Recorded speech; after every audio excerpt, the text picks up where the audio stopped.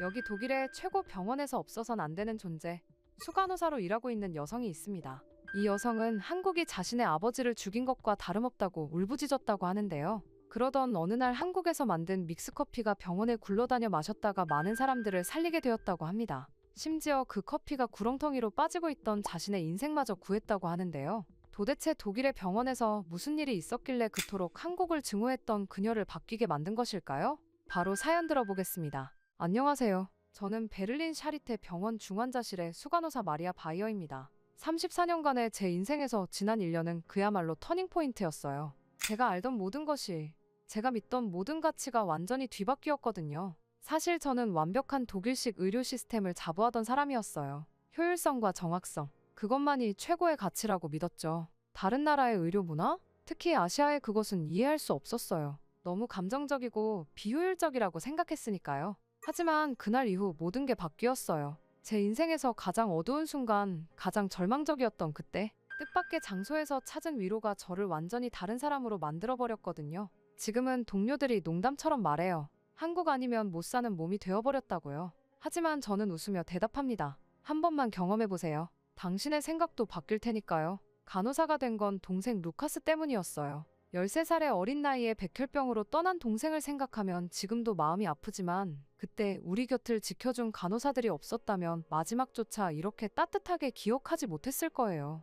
특히 아이셀 간호사는 제게 롤모델이 되었죠. 터키계 독일인이었던 그녀는 문화적 차이를 뛰어넘어 우리 가족에게 진정한 위로가 되어주었거든요. 그래서 저는 샤리테 병원 중환자실의 수간호사가 되었습니다. 마리아 바이어, 34살에 제가 이곳에서 일한 지도 벌써 5년이 넘었네요. 그때가 2020년 3월이었어요. 베를린의 봄은 항상 쌀쌀한데 그 해는 유독 더 추웠던 것 같아요. 코로나19가 유럽을 강타했다는 뉴스가 연일 들려왔죠. 이탈리아의 의료 시스템이 무너졌다는 소식에 우리도 바짝 긴장했어요. 하지만 실제로 그 파도가 베를린까지 밀려올 거라고는 적어도 그때까지는 아무도 진지하게 생각하지 않았던 것 같아요. 첫 번째 코로나 환자가 중환자실에 실려왔을 때 왠지 모를 두려움이 밀려왔어요. 그분이 루카스처럼 힘겹게 숨을 쉬는 모습을 보니 20년 전 기억이 한순간에 떠올랐거든요.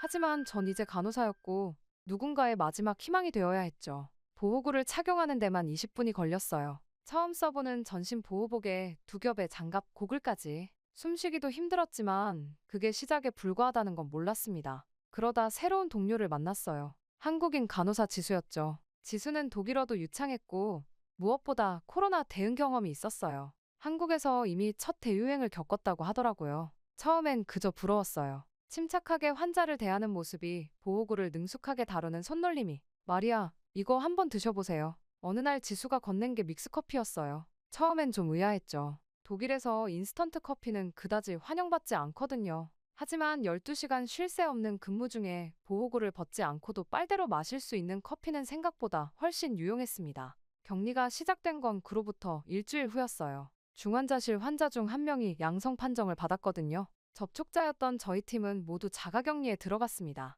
병원에서 지내야 했죠. 집에는 갈 수 없었어요. 그때 아버지가 요양병원에 계셨는데 은퇴하신 물리교사셨던 아버지는 몇 년 전 파킨슨병 진단을 받으셨어요. 어머니마저 제가 대학생일 때 암으로 떠나시고 저와 아버지는 서로에게 전부나 다름없었죠. 루카스를 떠나보낸 후로 더욱 그랬어요. 밤이면 창밖으로 시민들이 의료진을 응원하는 박수 소리가 들렸어요. 감동적이었죠. 하지만 동시에 마음이 무거웠습니다. 루카스를 살리지 못했던 것처럼 이번에도 우리가 모두를 구하지 못할 거란 두려움이 컸거든요. 다행히 지수가 있었어요. 야간 근무가 끝날 때마다 건네는 따뜻한 믹스커피 한 잔이 얼마나 큰 위로가 되었는지 몰라요. 어쩌면 그때의 지수도 아이셀 간호사처럼 문화적 차이를 넘어 누군가에게 위로가 될 수 있다는 걸 보여주고 싶었던 걸까요? 코로나 병동의 벨소리는 달랐어요. 더 절박했달까요? 그 벨소리를 들을 때마다 심장이 멎는 것 같았습니다. 누군가의 생명이 위험하다는 신호였으니까요. 하지만 그때는 몰랐어요. 그 벨소리가 언젠가 제 인생을 완전히 바꿔놓게 될 거라는 걸. 그러던 어느 날 제 운명을 바꿔버리는 사건이 일어나 버렸습니다. 요양병원에서 첫 전화가 온 건 자정이 조금 넘어서였어요. 야간 근무 중이었죠. 심정지로 실려온 환자의 심폐소생술을 막 끝낸 참이었는데 휴대폰이 계속 울리더라고요. 보호구를 벗고 전화를 받았을 때 아버지의 상태가 좋지 않다는 얘기를 들었습니다. 파킨슨병 환자들은 면역력이 많이 약해요. 바이어 씨의 열이 38도를 넘었고 기침도 심해지고 있어서 저는 간호사의 말이 끝나기도 전에 머릿속이 하얘졌어요. 코로나였던 거죠. 아니, 어쩌면 단순한 감기일 수도 있다고 스스로를 위로했지만 의료진이라서 더 잘 알았어요. 이 시기에 이런 증상이 나타났다는 건 최악의 상황을 의미한다는 걸. 제가 가보면 안 될까요? 죄송합니다. 현재로서는 모든 방문이 제한돼 있어서. 물론 알고 있었어요. 제가 자가격리 중이라는 것도, 요양병원에 방문이 금지됐다는 것도. 하지만 이성적으로 아는 것과 감정적으로 받아들이는 건 달랐습니다. 그때 지수가 커피를 들고 다가왔어요. 선생님, 많이 걱정되시죠? 평소처럼 믹스커피를 건네며 지수가 말했지만 그날은 그 달콤한 향도 제 마음을 달래주지 못했어요. 아버지는 항상 강인한 분이셨어요. 물리교사로 정년 퇴임하실 때까지 하루도 결근하신 적 없다고 자부하시던 분이었죠. 파킨슨병 진단을 받으셨을 때도 이 정도는 견딜 만하다 며 웃으셨어요. 루카스가 떠난 후 어머니마저 잃었을 때 저를 붙잡아 주신 분이었는데 그렇게 다음 날부터 악몽 같은 나날이 시작됐습니다. 환자 치료와 아버지 걱정 사이에서 시간이 멈춘 것 같았어요. 2시간마다 한 번씩 요양병원에 전화했죠. 처음에는 간호사들이 친절하게 상태를 설명해 주셨어요. 하지만 상태는 계속 나빠졌고 결국 고열로 인한 선망 증세까지 보이기 시작했다고 해요. 또 코로나가 독일에 급습하면서 많은 사람들의 면역력이 약해졌습니다. 아버지 같은 병을 앓고 있는 환자들은 더욱 조심해야 했죠. 중국 같은 아시아에서 시작된 코로나가 정말 미웠습니다. 아버지가 위험에 노출되는 일도, 제가 이렇게 모든 걸 포기하고 살인적인 업무량을 감당해야 하는 것도 모두 코로나 때문이었으니까요. 그래서 중국이나 한국 같은 나라들이 미웠습니다. 하지만 현실을 해결해야 했고 저는 마음을 추스르며 아버지께 화상 통화를 걸었어요. 아버지, 저예요. 마리아. 화상 통화로나마 아버지 얼굴을 볼 수 있었지만 산소 마스크 너머로 보이는 아버지의 모습은 제가 알던 그분이 아닌 것만 같았어요. 마리아, 내가 왜 여기 없니? 아버지, 제가 꼭 갈게요. 조금만 기다리세요. 거짓말이었어요. 갈 수 없다는 걸 알면서도 차마 그 말을 할 수 없었죠. 병원에서는 환자들의 상태가 시시각각 변했어요. 한 명의 실수가 돌이킬 수 없는 결과를 초래할 수 있는 중환자실이었기에 잠시도 한눈을 팔 수 없었죠. 하지만 아버지 생각에 자꾸 한숨이 나왔어요. 선생님, 이제 그만 들어가서 쉬세요. 밤샘 근무를 마치고 나오는데 지수가 말했어요. 전 괜찮아요. 괜찮지 않으신 거 다 보여요. 믹스커피 한 잔 더 드실래요? 그때였어요. 핸드폰이 또다시 울렸는데 이번엔 요양병원 원장님이셨어요. 바이어 씨의 산소 포화도가 급격히 떨어지고 있습니다. 중환자실 이송을 고려해야 할 것 같은데 그 순간 온몸에 힘이 빠졌어요. 중환자실, 제가 일하는 이곳 같은 곳이죠. 매일 사람들의 생과 사를 마주하는 이곳에서 이제는 제 아버지의 생사도 걸린 것이었습니다. 창밖으로 봄비가 내리고 있었어요. 마치 제 마음을 대신 울어주는 것처럼요. 그때는 몰랐어요. 이것이 더 큰 폭풍 후의 시작이라는 걸. 제 인생에서 가장 힘든 선택을 해야 할 순간이 다가오고 있다는 걸. 그날은 평소보다 더 많은 환자가 중환자실로 실려왔어요. 마치 운명이 저를 시험하는 것 같았죠. 아버지가 계신 요양병원에서는 상태가 점점 나빠진다는 연락이 왔는데 제 앞에는 또 다른 누군가의 아버지, 어머니, 자녀들이 누워 있었으니까요. 오후 2시 심정지 환자가 실려왔습니다. 50대 남성이었어요. 그분의 딸이 구급차를 따라 병원까지 왔더라고요. 딸은 울면서 애원했죠. 제발 살려주세요. 우리 아버지예요. 그 순간 가슴이 찢어지는 것 같았어요. 20년 전 루카스를 떠나보낼 때의 기억이 떠올랐고 지금 요양병원에 계신 제 아버지 생각이 났으니까요. 하지만 전 프로페셔널한 의료진이어야 했습니다. 심폐소생술이 시작됐어요. 30분, 40분, 팔이 떨어져 나갈 것 같았지만 멈출 수 없었죠. 그때 제 휴대폰이 계속 울리고 있었어요. 요양병원에서 걸려온 전화였다는 걸 나중에야 알았습니다. 돌아오셨어요. 1시간의 사투 끝에 환자의 심장이 다시 뛰기 시작했을 때 안도의 한숨이 나왔어요. 하지만 그 안도감은 잠시뿐이었죠. 보호구를 벗고 휴대폰을 확인했을 때 부재중 전화가 10통 넘게 와 있었거든요. 떨리는 손으로 요양병원에 전화를 걸었어요. 바이오 씨, 죄송합니다. 10분 전에 그렇게 저는 전화기를 떨어뜨렸어요. 귀에서 윙하는 소리가 났고 다리에 힘이 풀렸죠.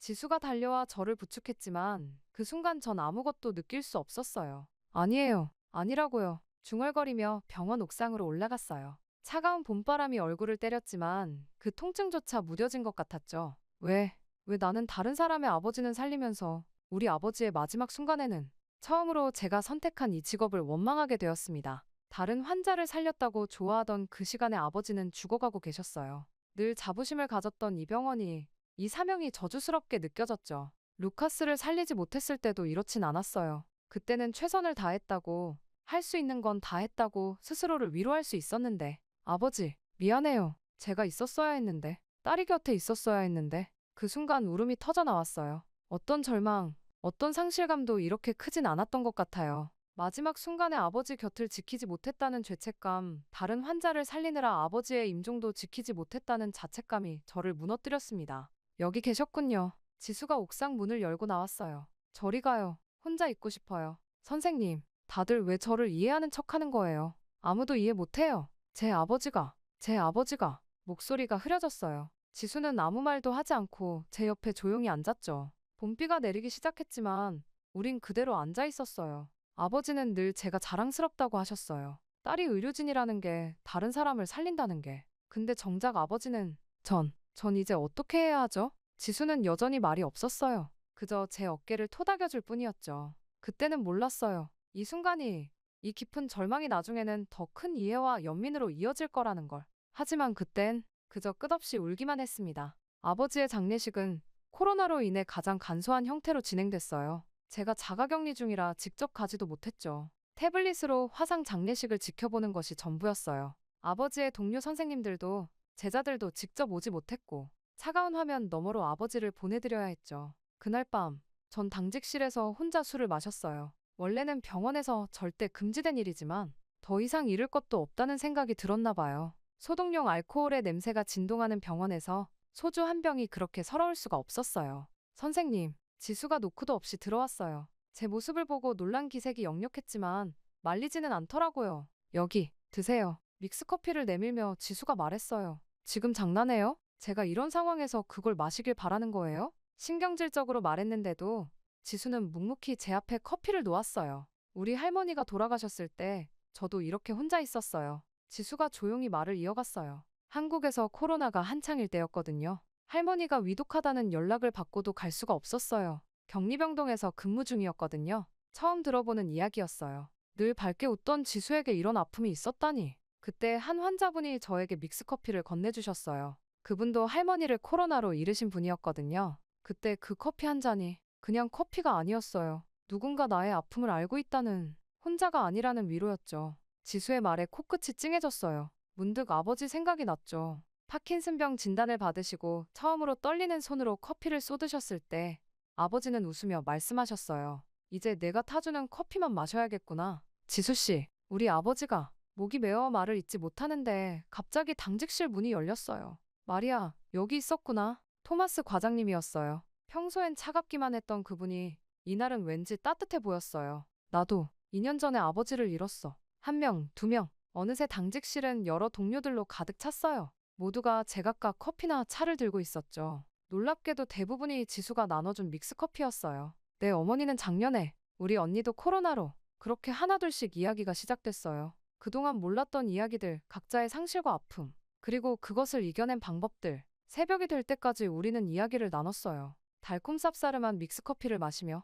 마리아, 당신은 혼자가 아니야. 토마스 과장님이 말했어요. 우리 모두가 당신의 아버지를 기억할게. 그제서야 깨달았어요. 제가 얼마나 좋은 동료들에게 둘러싸여 있었는지, 각자의 방식으로 저를 위로하고 있었다는 걸. 고마워요. 모두들. 눈물이 났지만 이번엔 조금 달랐어요. 처음으로 혼자가 아니라는 생각이 들었거든요. 창밖으로 동이 터오고 있었어요. 새로운 하루가 시작되는 것처럼 제 마음속에도 무언가가 조금씩 밝아오는 것 같았습니다. 그렇게 흐르지 않을 것만 같던 시간이 흘렀고 아버지가 돌아가신 지 일주일이 지났어요. 그날도 평소처럼 야간 근무를 마치고 피곤한 발걸음을 옥상으로 향했죠.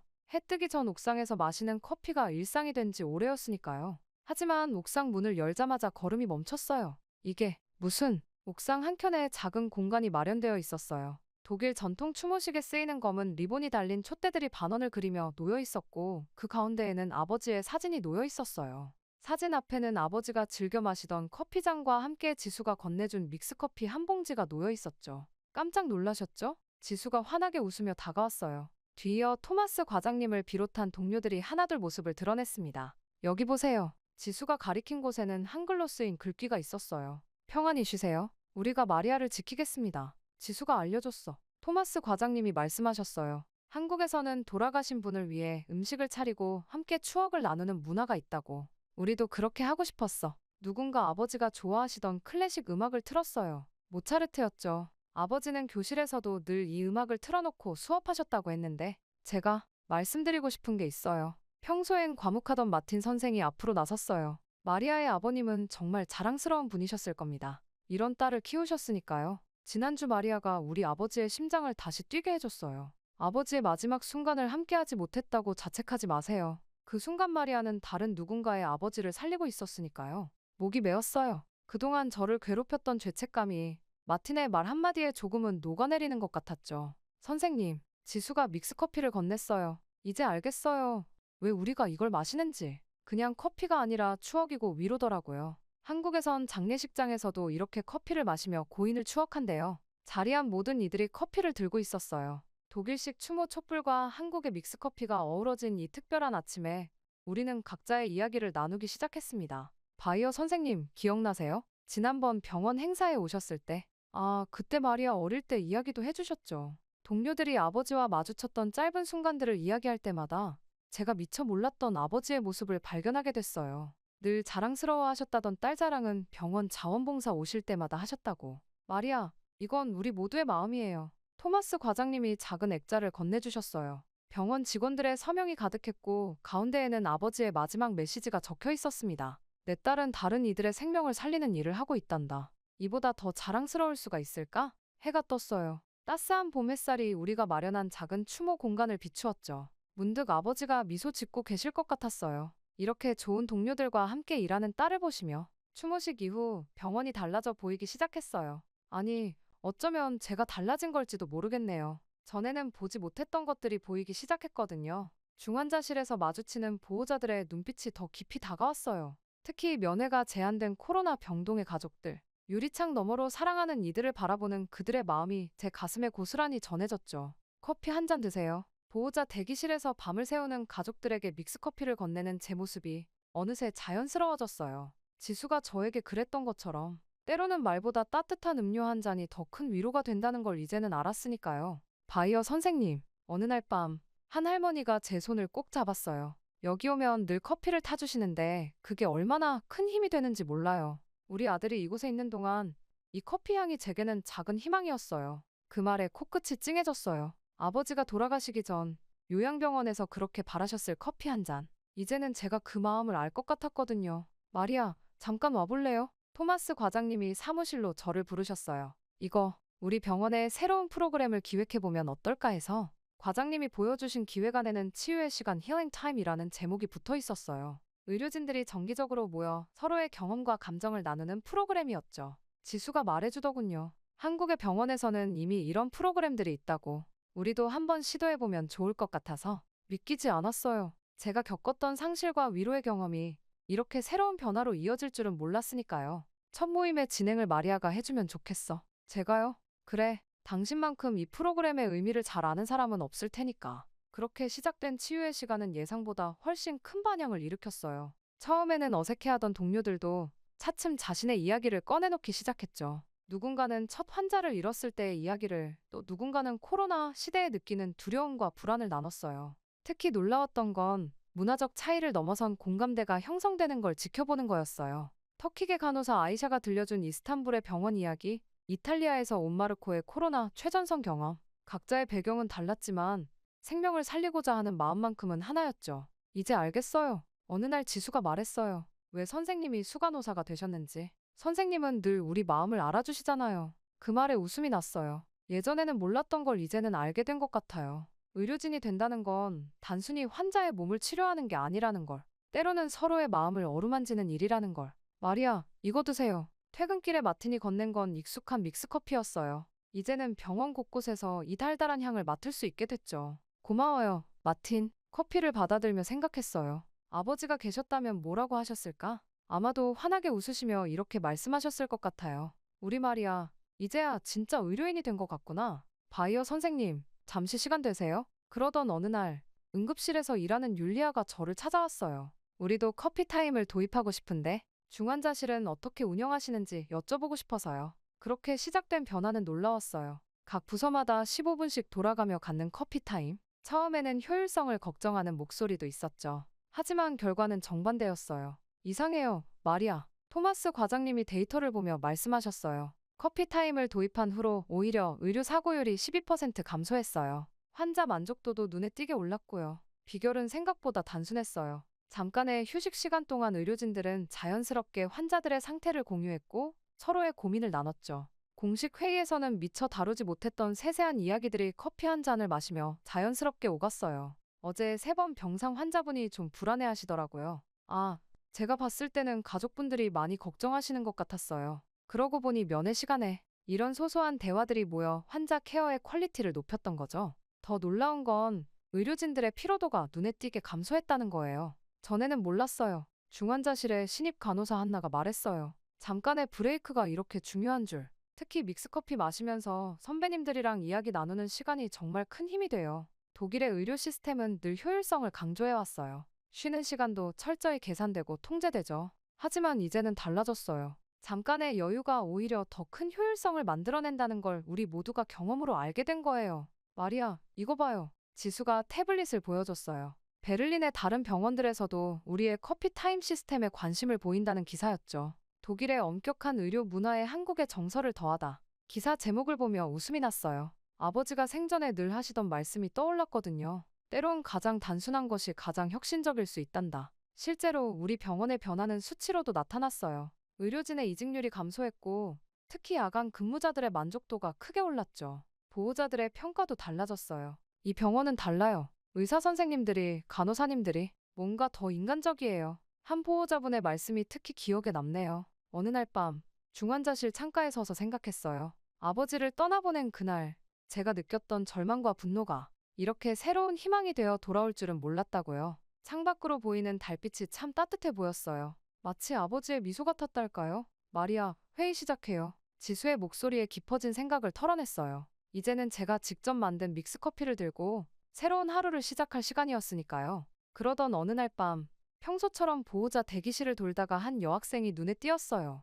16살 정도로 보이는 아이였는데 몇 시간째 같은 자세로 앉아있더라고요. 핸드폰도 책도 없이 그저 멍하니 허공만 바라보고 있었죠. 혹시 커피 한 잔 드실래요? 제가 다가가자 아이가 흠칫 놀랐어요. 아, 감사합니다. 그렇게 서로 커피를 건네며 자연스럽게 대화를 시작했어요. 아이의 어머니가 뇌출혈로 수술을 받고 계시다는 걸 알게 됐죠. 아버지는 출장 중이라 오시는 길이고 그동안 이 어린아이가 혼자 있었던 거예요. 저도 얼마 전에 아버지를 잃었어요. 제 말에 아이가 처음으로 눈을 마주쳤어요. 그때 이렇게 커피를 마시면서 많이 위로받았거든요. 혼자가 아니라는 게 참 중요하더라고요. 그날 이후로 보호자 대기실의 풍경이 달라지기 시작했어요. 커피 머신 옆에 작은 테이블을 놓고 거기에 믹스커피와 종이컵을 비치해뒀죠. 처음에는 조심스럽게 다가오던 보호자들이 이제는 자연스럽게 모여 이야기를 나누기 시작했어요. 어머님은 어떠세요? 조금씩 나아지고 계시네요. 어제는 손가락을 움직이셨어요. 정말요? 다행이네요. 같은 처지의 사람들끼리 나누는 위로는 특별했어요. 의료진이 해줄 수 있는 위로와는 또 다른, 그들만이 완벽하게 이해할 수 있는 감정들이 오가는 거죠. 바이어 선생님, 어느 날 마틴이 찾아왔어요. 환자분 상태가 많이 위급한데 제가 어떻게 설명해야 할지 모르겠어요. 마틴은 신경과 전문이었지만 가족들에게 나쁜 소식을 전하는 건 여전히 어려워했죠. 같이 가볼까요? 보호자분께 상황을 설명하는 동안 저는 조용히 커피를 탔어요. 마틴의 설명이 끝나고 보호자분이 충격과 슬픔으로 말을 잃었을 때 그 따뜻한 한 잔이 작은 위로가 됐죠. 선생님, 우리 엄마가 의식이 없어도 이 커피 향은 맡으실 수 있을까요? 그 질문에 마틴과 저는 서로를 바라봤어요. 잠시 후 마틴이 대답했죠. 네, 분명 느끼실 수 있을 거예요. 우리가 옆에 있다는 걸 이 향으로 알게 되실 거예요. 그때부터였을까요? 중환자실에 은은한 커피 향이 퍼지기 시작한 게. 물론 의료 규정상 실제 커피를 반입할 순 없었지만 면회 시간에 보호자들이 가져오는 믹스커피 향이 병동을 채우기 시작했어요. 이상한 일이 있어요. 한나가 어느 날 말했어요. 커피 향이 나는 시간대에 환자분들의 바이탈이 더 안정적이에요. 특히 의식이 없는 환자분들도. 과학적으로 증명할 순 없었지만 우리는 알고 있었어요. 때론 의학적 처치보다 더 중요한 게 있다는 걸. 사람의 마음을 어루만지는 작은 순간들이 더 큰 치유를 만들어낸다는 걸. 마리아, 이거 보세요. 지수가 보여준 건 응급실 입구에 새로 설치된 안내판이었어요. 당신은 혼자가 아닙니다. 따뜻한 커피 한 잔과 함께 이야기 나누실 수 있습니다. 그 글귀를 보며 생각했어요. 아버지가 돌아가신 후 제가 받았던 그 작은 위로가 이제는 이렇게 더 큰 위로가 되어 돌아오고 있다고. 그리고 이게 바로 진정한 의미의 치유가 아닐까 하고요. 실례합니다. 여기가 그 병원인가요? 어느 날 한 의료진 방문단이 찾아왔어요. 베를린의 다른 병원에서 온 분들이었죠. 그 병원이라는 말에 처음엔 무슨 뜻인지 몰랐는데 알고 보니 우리 병원이 소문이 났더라고요. 커피 문화로 의료 현장을 바꾼 병원.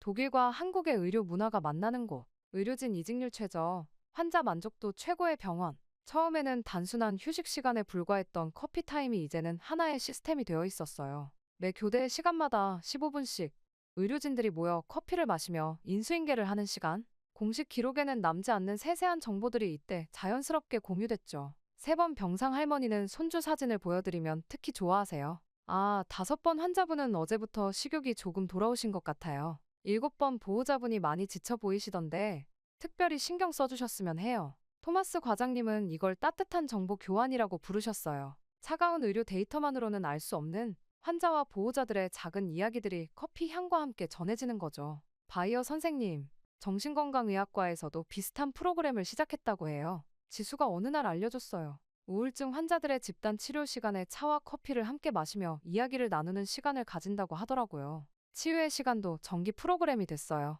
이제는 매주 수요일 저녁 의료진들이 모여 서로의 이야기를 나누는 시간이 공식적으로 생겼어요. 처음에는 망설이던 사람들도 이제는 자연스럽게 참여하고 있죠. 저는 처음에 이런 거 불필요하다고 생각했어요. 마틴이 웃으며 말했어요. 독일 의료계에서는 이런 감정적인 교류가 비효율적이라고 여겨졌으니까요. 하지만 이제는 달라요. 이런 시간이 있어서 우리가 더 좋은 의사가 될 수 있는 것 같아요. 병원 로비에도 변화가 생겼어요. 작은 카페 공간이 생긴 거죠. 바리스타는 없지만 믹스커피와 차를 무료로 제공하는 공간이에요. 처음에는 예산 문제로 반대 의견도 있었지만 결과적으로는 병원의 이미지 개선에 큰 도움이 됐어요. 여기가 정말 병원 맞나요? 처음 오신 분들이 자주 하시는 말씀이에요. 차가운 병원 냄새 대신 은은한 커피 향이 로비를 채우고 이야기를 나누는 사람들의 소리가 들리니까요. 마리아, 우리 다음 단계를 생각해봐야 할 것 같아요. 토마스 과장님이 어느 날 제안하셨어요. 이 경험을 다른 병원들과 나눌 수 있는 방법을요. 그렇게 우리는 따뜻한 의료 문화 만들기 프로젝트를 시작했어요.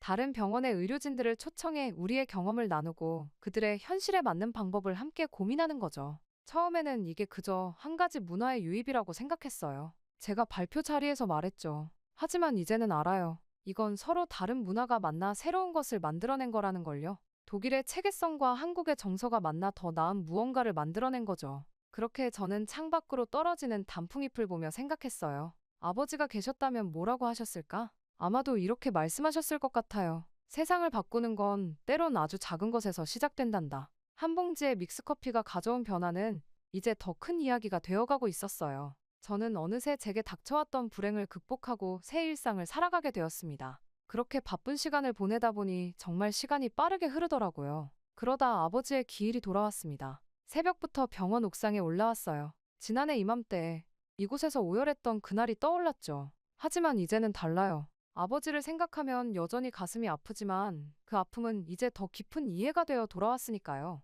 마리아, 기다리셨죠? 그때 지수가 제일 먼저 올라왔어요. 손에는 믹스커피가 들려 있었죠. 뒤이어 토마스 과장님, 마틴, 한나, 하나둘씩 동료들이 모여들었어요. 이제는 전통이 된 우리만의 의식이에요. 독일식 추모 양초와 한국의 믹스커피가 함께 놓인 테이블. 아버지의 사진 앞에서 우리는 조용히 커피를 마시며 이야기를 나눴죠. 선생님, 아버님이 정말 자랑스러워 하실 거예요. 한나가 말했어요. 우리 병원이 이렇게 변한 걸 보시면. 맞아요. 지난 1년간 정말 많은 것이 변했어요. 우리의 커피 문화는 이제 의료계에서 하나의 성공 사례로 꼽히고 있죠. 다른 병원들도 하나둘 비슷한 프로그램을 도입하기 시작했고요. 기억나세요? 처음 이 믹스커피를 마셨을 때 지수가 웃으며 말했어요. 선생님이 얼마나 의아해하셨는지. 다들 웃음이 났어요. 그때는 몰랐죠. 이 작은 봉지의 커피가 우리의 삶을 이렇게 바꿔놓을 줄은. 마리아, 토마스 과장님이 조용히 말씀하셨어요. 당신 아버님은 지금도 우리와 함께 계세요. 이 병원의 모든 순간,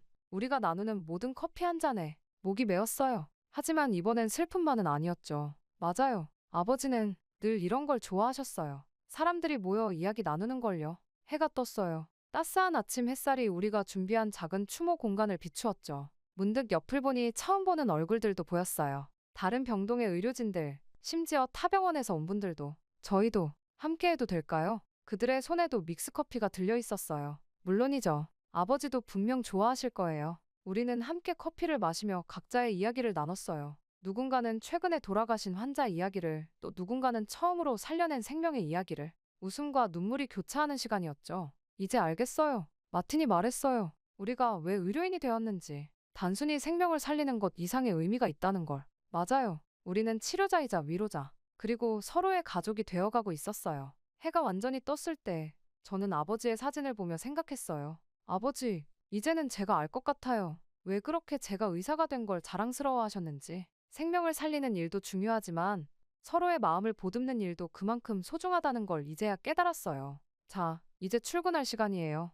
일상으로 돌아갈 시간? 하지만 이제 이 일상이 더 이상 두렵지 않아요. 우리에겐 서로가 있으니까요. 마리아, 오늘도 화이팅이에요. 지수가 건넨 마지막 한 잔의 커피를 들며 생각했어요. 우리는 이제 진정한 의미의 치유자가 되어가고 있다고. 그리고 이 모든 변화의 시작에는 아버지의 마지막 선물 같은 그 상실의 순간이 있었다고. 저는 병원으로 다시 돌아가며 지금까지 있었던 일들을 떠올려 보았습니다. 처음에는 그저 작은 봉지의 믹스커피였어요. 완벽한 에스프레소를 자부하는 우리 독일 의료진들에게 그건 그저 급할 때 마시는 음료에 불과했죠. 하지만 지수를 통해 알게 된 건 한국에서 믹스커피는 단순한 음료가 아니라는 거예요. 그건 위로였고, 쉼이었고, 소통의 도구였죠.